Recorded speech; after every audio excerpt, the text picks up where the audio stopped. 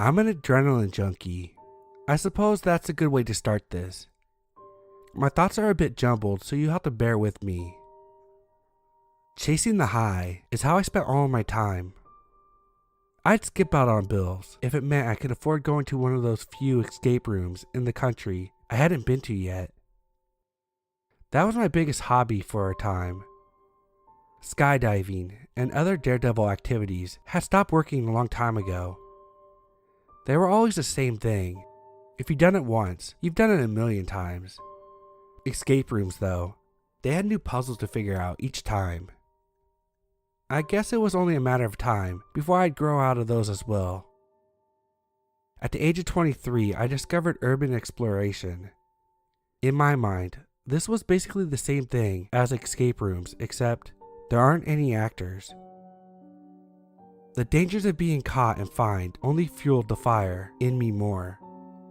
I made it my mission to find and document spirits. Of course, this was better in my head than it did in execution. Try I might, but I couldn't find anything worth sharing with the world. Name almost any haunted place in the United States. I've been there, found nothing, and went home with doubts. Sure, I had some stories. One time I fell into an open elevator shaft and caught a rusty wire to save myself. It sounds cooler on paper, I promise.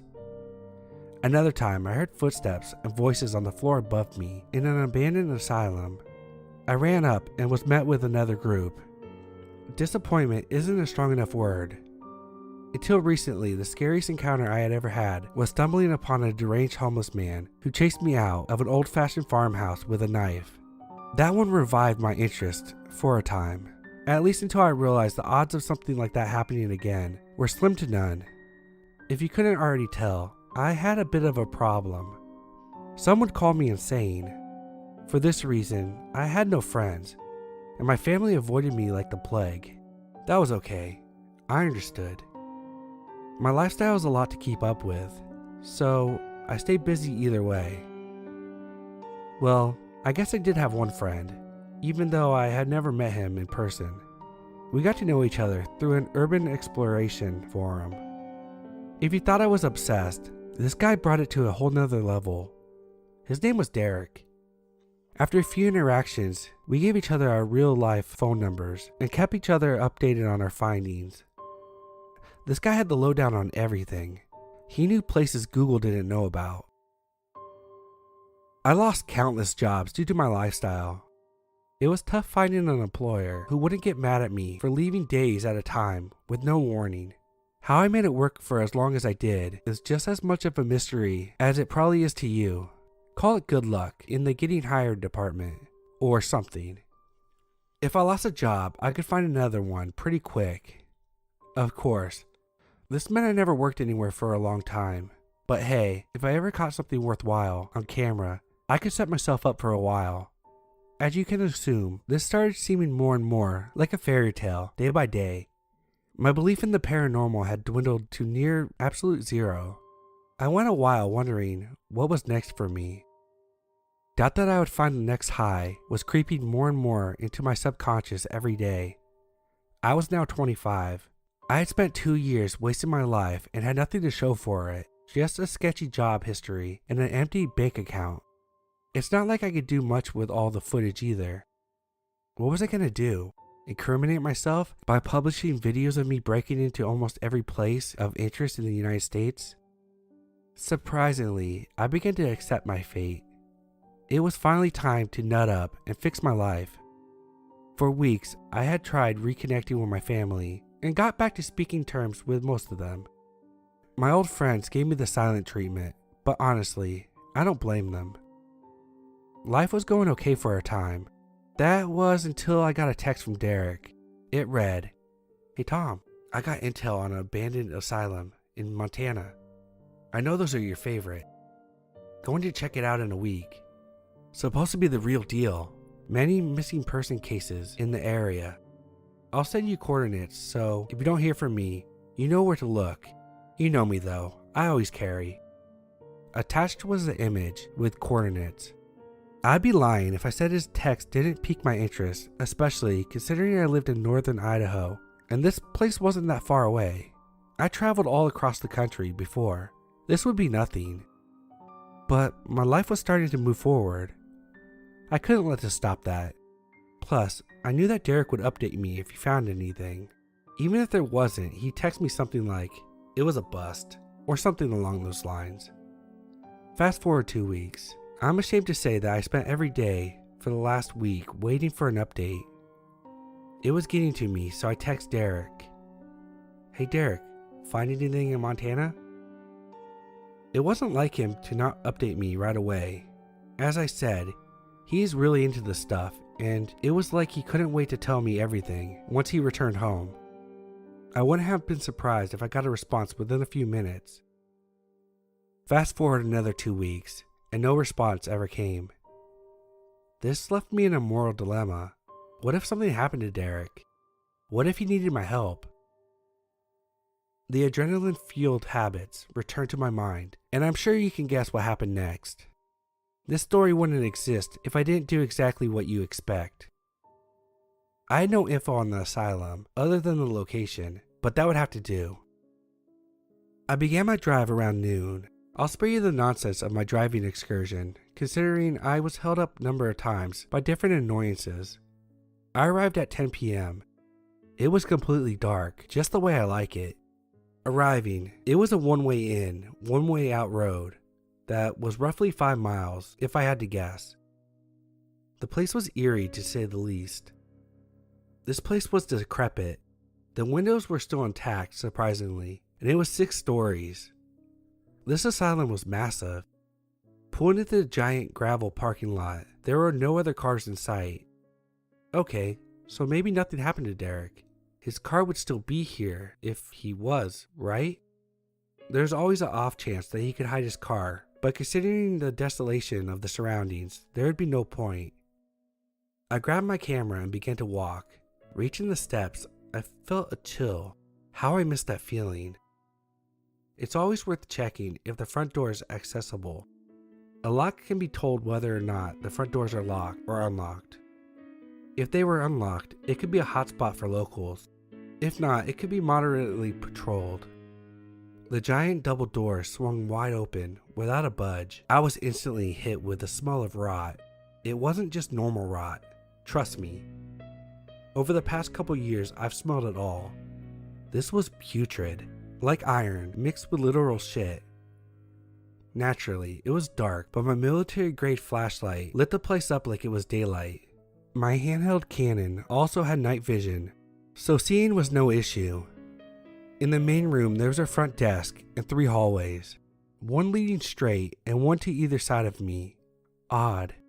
Usually, there would be stairs here. But judging by the outside of this building, it could be older than any other that I had explored yet. I couldn't wait to see what I would find. Figuring that the doors were placed in the dead center, I decided to flip a coin. Heads, I'd go right. Tails, I'd go left.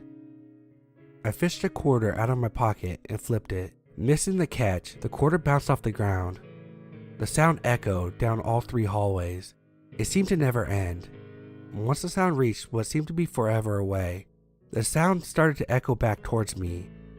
I'm no expert, but this didn't seem right. I was then smacked square in the forehead by something. It stung like hell. I heard the quarter hit the ground again.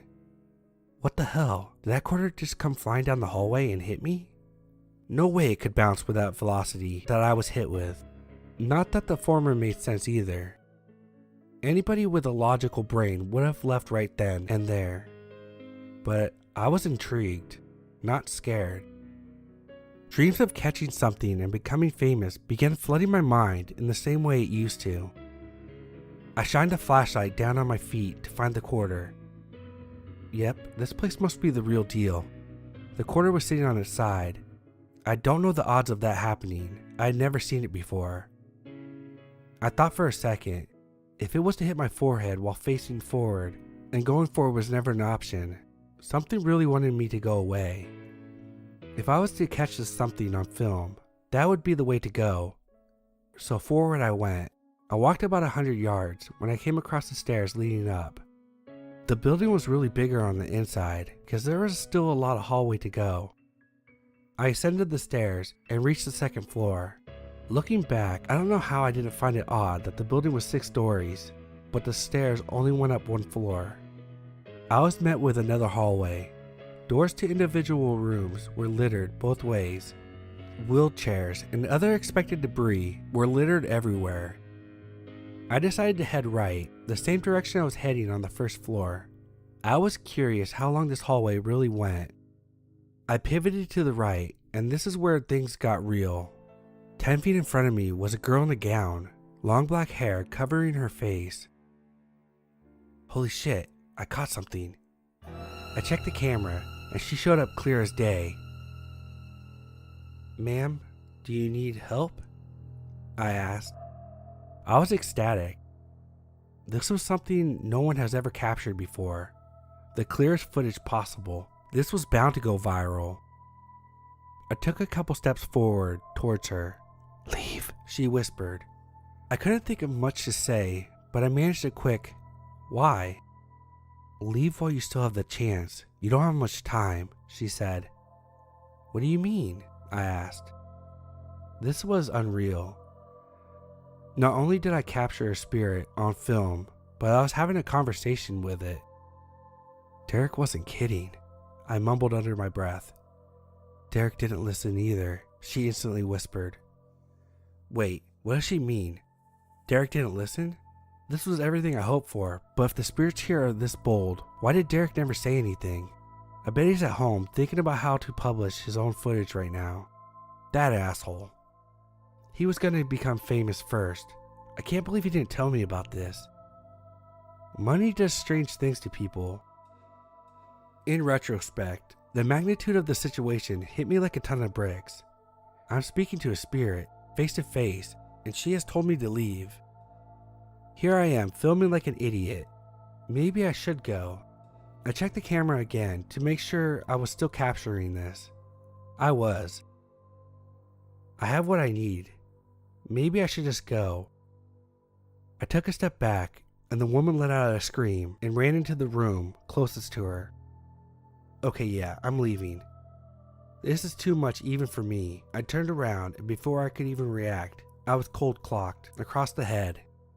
I hit the ground, and the camera and flashlight flew off my head. I didn't try to retrieve them. I got back on my feet and took a few steps back. Standing in front of me was a man dressed as a surgeon. He was muscular. Too muscular. This guy made Arnold look small. The look in his eyes was crazed, to say the least. In his hand was a giant knife. I turned around and continued down the hallway as fast as I could. I could hear him running, trailing behind me, but he seemed to be slower than me. I ran for what seemed like ages, till I came to a cafeteria. It is what you would imagine it to be, large and open. I'd be trapped if I stayed, but I couldn't turn around now. The surgeon was still stomping his way down the hallway. The kitchen was my only option. I hopped through the serving window, and was impressed by the size of the kitchen. I chose to hide inside one of the ovens. There were 5 ovens in total, and everything else was too wide open to risk. I climbed into the last one and held my breath the best I could. The surgeon entered maybe 30 seconds later. He was searching everything, pulling counters off the walls with brute strength and flipping them over. He got to the ovens and searched the first, then the second, third, fourth. He placed his hands on the door for mine, and that's when I heard a noise in the cafeteria. He must have heard it too because he let out a guttural scream and released the oven to find the source. I just might be saved. I waited about 5 minutes before I finally climbed out. I don't know what the sound that spared my life in that moment was, but I wasn't going to stand around to question it. I creeped back to the haunting hallway and walked as lightly as I could to find the stairs. I was going to get out of here, now. A long while in, I was met once again by this woman. You need to hurry. she told me. How much further do I have? I questioned. You're getting close to the stairs. Stay quiet, and once you reach the first floor, run. Each floor has an evil entity haunting it. This floor is the safest. The entity on the first floor is not as dumb as this one. Stay safe. There's hundreds of us trapped here. Now go. I wanted to ask her why she was helping me, but she was gone once again. I eventually saw something shining in the distance. It was my flashlight. I could start running, grab my flashlight, grab my camera that had to be near, and get out of here. I began my jog, but just as I did, I heard that scream again. The silhouette of the surgeon was on the other side of the flashlight. He was closer to it than I.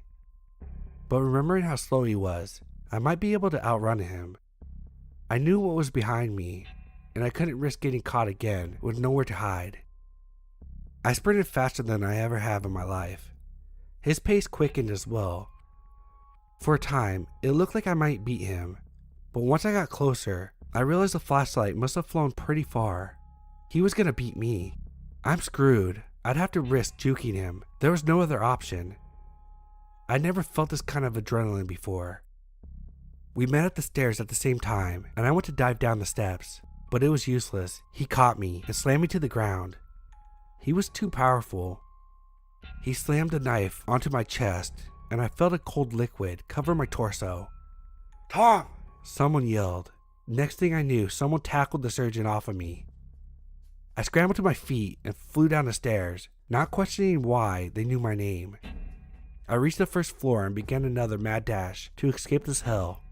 The floor was littered with blood. It was everywhere. I could hear hundreds of voices telling me to run. It was overbearing, but I did just that. I reached the door, went through them like they weren't even there, and flew down the steps. Then, I hit an invisible wall. Looking out into the parking lot, there were cars everywhere, mine included. I suppose I got everything I hoped for. It wasn't worth it though, because in the end, it cost me my life.